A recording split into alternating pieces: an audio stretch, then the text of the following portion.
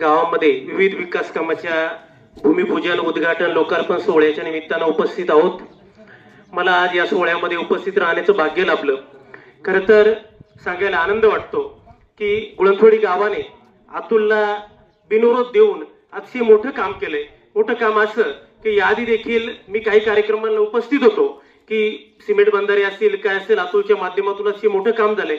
आणि आज देखील उद्घाटनाचा जो कार्यक्रम आहे 2,04,00,000 रुपयाचा उद्घाटनाचा कार्यक्रम होतोय। अतिशय मोठं काम होतंय।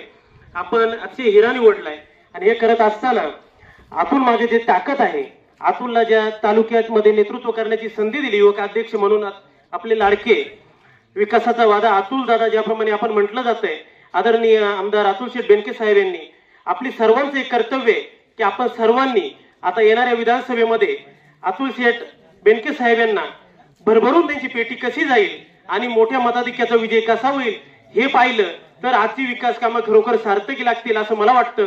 मी पुन्हा एकदा माझा लाडका मेवणा अतुल, त्याचप्रमाणे आदरणीय आमदार अतुल शेठ बेनके साहेब, कृष्णारी।